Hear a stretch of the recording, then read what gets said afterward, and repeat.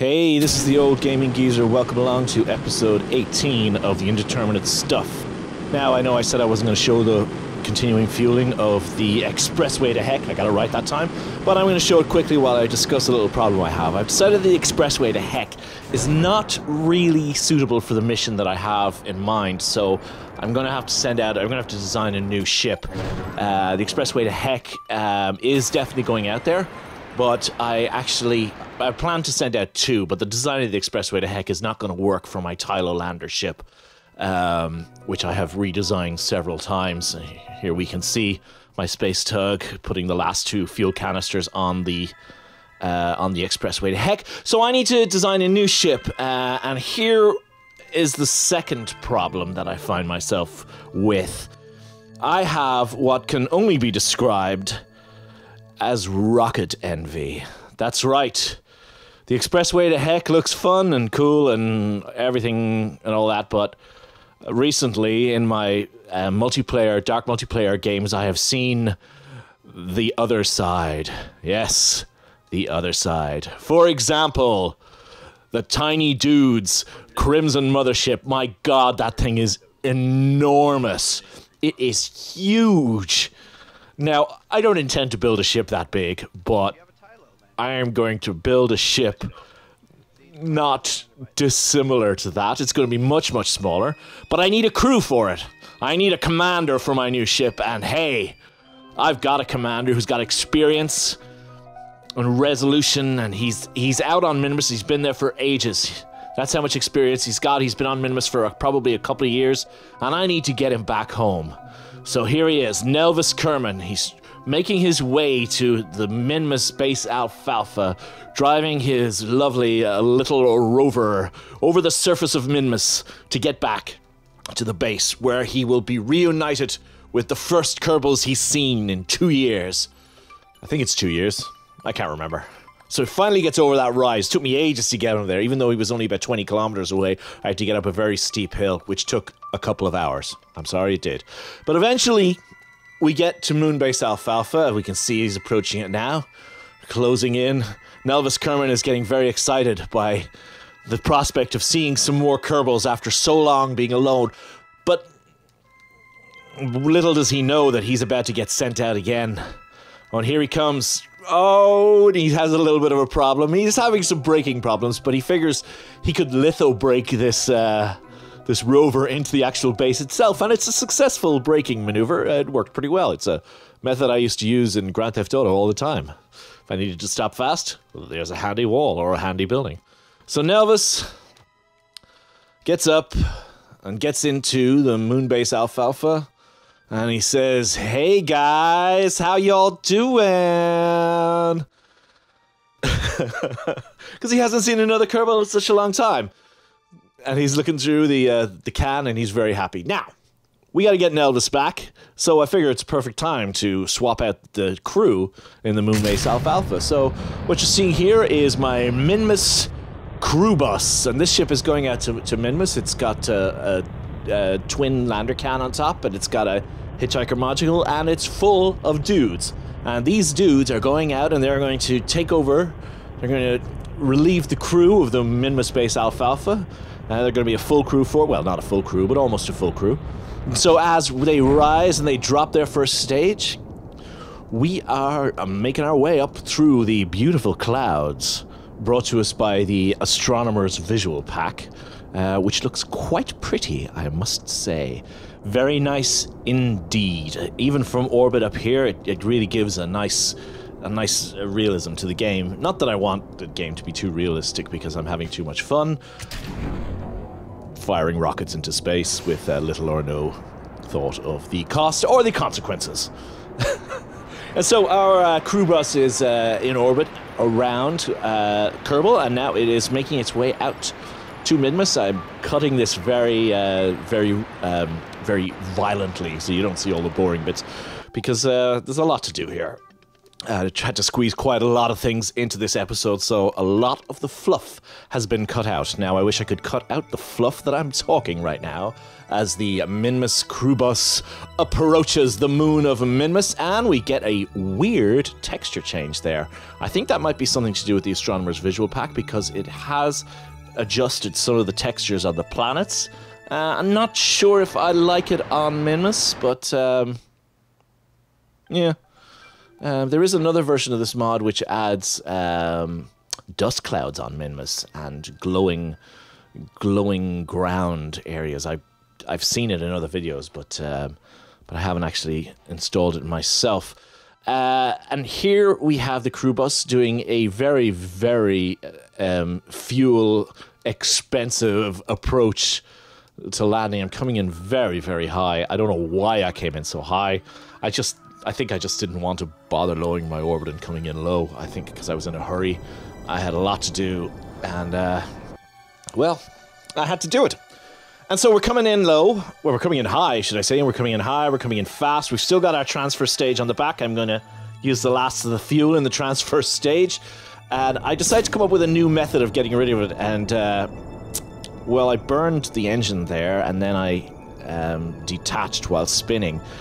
And I didn't really think ahead, and now I can see it tumbling down towards the Minmus base, and I'm getting very worried. But luckily enough, it doesn't strike the Minmus base.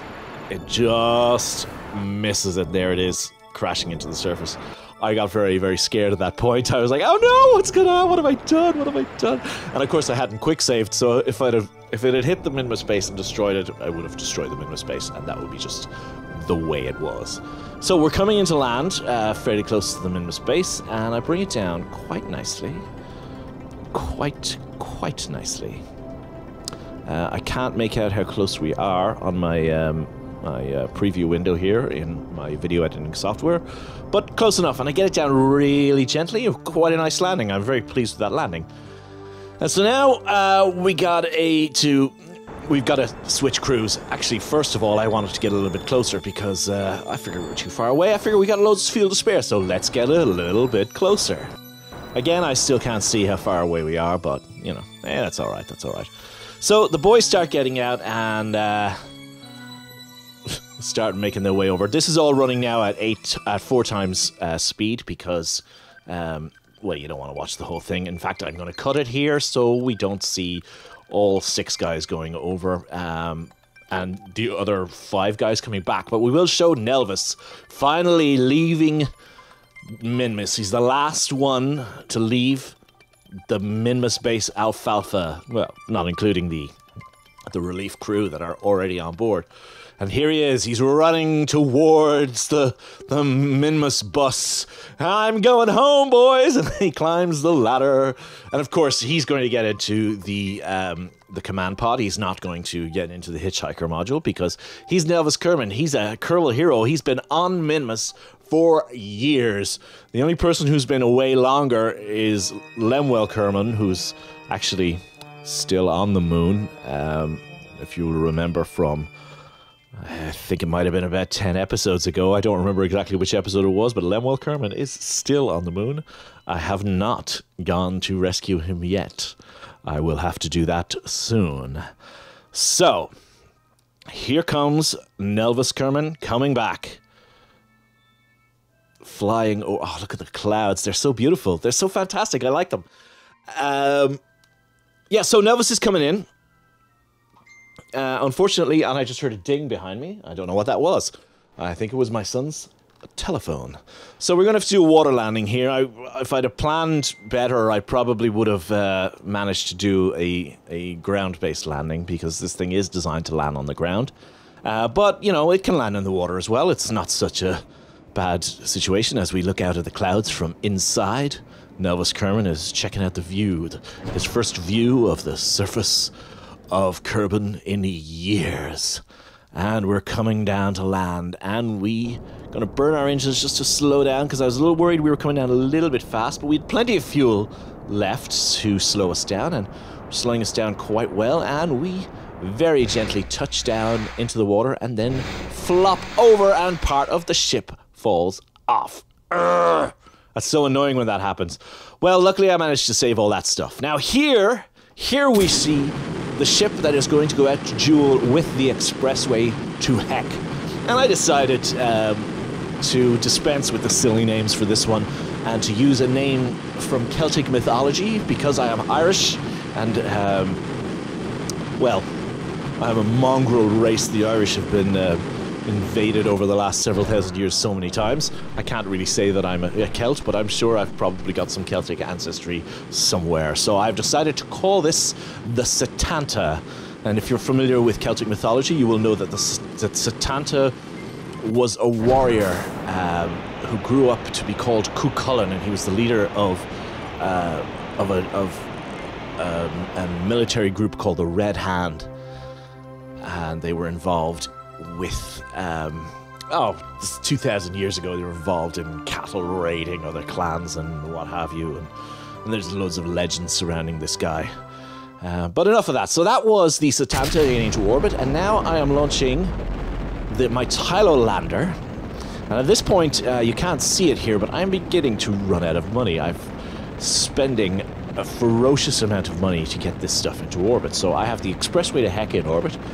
I have the Setanta in orbit.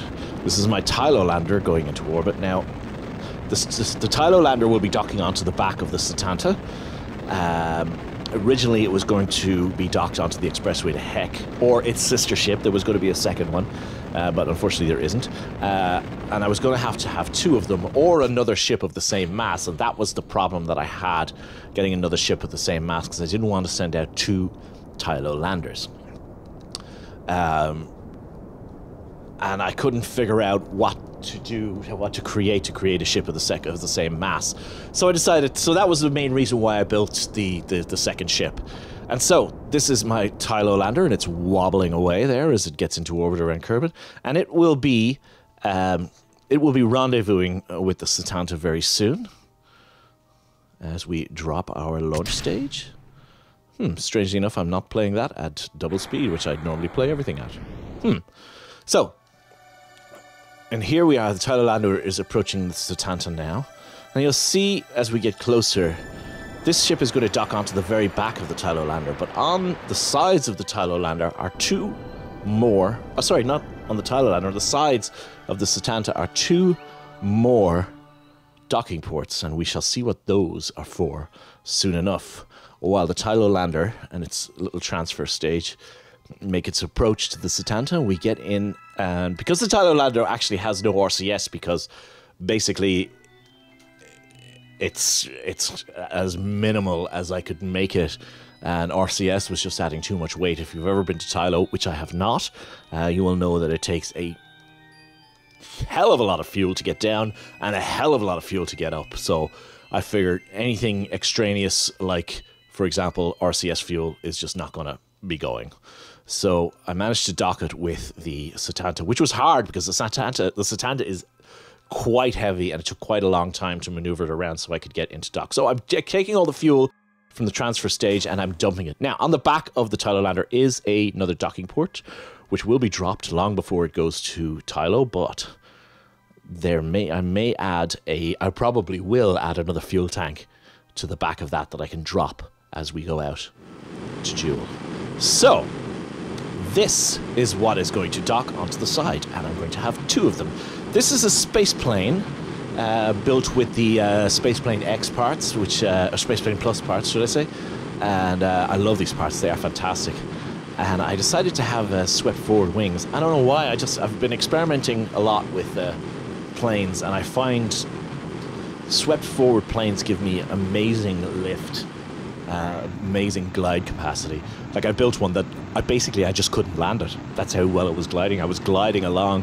It was a plane about this size, but the wings were bigger, and I was gliding along around 10 meters per second. I could not get the thing down onto the ground. So anyway, I'm using the Sabre engine on the back, and I am getting it up to suborbital velocity, nursing the air intakes on the engine there because I don't want to flame out. And at a certain point, I'm going to switch to rocket mode, where I'll be burning oxidizer and liquid fuel, and I'm going to shut off my... There we go, we've switched over. Now we've got action groups set up to shut off the air intakes, and now we are heading up into orbit. If you've ever got a space plane using its jet engines to get it to a high enough speed and a high enough altitude before switching over to rocket, you know, it's actually quite difficult and it takes a lot of patience to do. But I got it. This is only the second time I've done this. Actually, that's not true, because I did test fly this a couple of times before I launched it. The first time I ever did this was during my Dark multiplayer playthrough with Mono Dikimes and that tiny dude, which you can see on somewhere else on my channel. So we've got this guy into orbit. Now we're running really tight on the fuel here. As you can see, I am running out of fuel very, very fast. And so, because we're running out of fuel and we've got lots of time before we dock with the ship, let's take a look at the space plane. It is pretty. And let's see what this pilot looks like from inside. So we're just getting him into a position where we can see out the window, because the windows in this don't quite work. I can't click on it and look at the front as you normally can. So there he is. Look at him. Woohoo! I cannot remember which Kerbal that is. I wonder, is that Nelvis? I'll have to see when he gets back in. So anyway, I get him back in. He's coming back in. But I need to get this thing now close to the Setanta, but I've run out of fuel at this point. I've run out of fuel when I was trying to do my my rendezvous, so I am trying to do this now on RCS fuel. But I've got a very limited supply of monopropellant in this. The monopropellant is really only there to dock. Now, I had a hell of a lot of trouble docking this thing, because the way that docking works in the game, I think it would have been much easier if I was using something like a laser docking cam or the docking alignment tool, which I should have gotten. I really should have gotten. Otherwise, it would have made this docking a hell of a lot easier. So I get it in close, and this looks beautiful. I love this plane. I've actually got a second one ready to come up, and I've called this one the Scylla. And it is going to dock with the Setanta. I'm going for mythological names here. This is Scylla is from Greek mythology. And so we open up our inline docking port, and let's line up and bring it into dock. Now here I have the same problem with the lining up of the docking port with the maneuver node. I'm trying to line up my my target vector with my prograde vector and my orientation vector as I control from the docking port. However, it's not lining up, and because the wings are in the way, it's very difficult to actually see visually how to line it up. So I kind of messed this up a little bit, and I'm kind of fumbling around and trying to figure out what's going on, and I have to jump between ships to arrest their rotation and all this kind of stuff, because I need to get them actually lined up very specifically, because I need the planes pointing forward, because, well, I'm going to be aero braking around Lathe with this thing, so, or possibly Joule, I haven't decided yet. So I'm going to need to have the planes facing into the stream when we hit the planet, when we hit the atmosphere. But that's quite a while ago. So slowly, very carefully, I line this up visually, because the nav ball is just not helping me at all, so I have to do this purely by eye, and it works out pretty well, and that looks pretty frickin' awesome. The only thing is now, well, I have to fuel it up. I'm just going to put all the fuel back into it. I am going to set up a fuel ship eventually to add more fuel to this ship, but the problem that I have now, after I fuel up the ship and fuel up the RCS, which I'm showing, all of it, I don't know. But the problem that we find ourselves with right now is the Scylla is docked, but it's going to have off-center thrust. So therefore, I need to send a sister ship. This is the exact same ship. I'm sending 2 planes to Lathe. Why? Why the hell not? And this is called the Charybdis. So the 2 planes are called the Scylla and the Charybdis, which are from Greek mythology. They are from the Odyssey. And the Scylla and the Charybdis are the 2 sides of the Strait of Messina between Sicily and Italy. And Scylla was a rock formation, or a multi-headed dragon, or multi-headed dragon as a metaphor for a rock formation. I can't remember which. And the Charybdis was a maelstrom, a whirlpool off the coast of Italy. I don't remember the actual story of what happened in the Odyssey because it's been years since I read it. So the Charybdis comes in, and very slowly, having learned my lesson the first time when I docked the Scylla, I very carefully bring this in, and I almost mess it up. As you can see here, I actually missed because, as I said before, it is very difficult indeed to see where the docking ports are. But I got it in there very slowly, and we're mated and we're docked. Now this ship is almost ready to go. I'm refueling the planes now. I am going to send up a ship with a fuel tank, which I'm going to dock onto the back of the Lathe Lander. This is not that ship.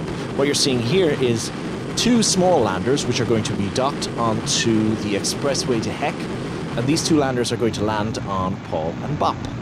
And this is a fairly standard launch. It's actually quite similar to the fuel launch ships that I launched before, and there I blew up my booster stages, losing some money.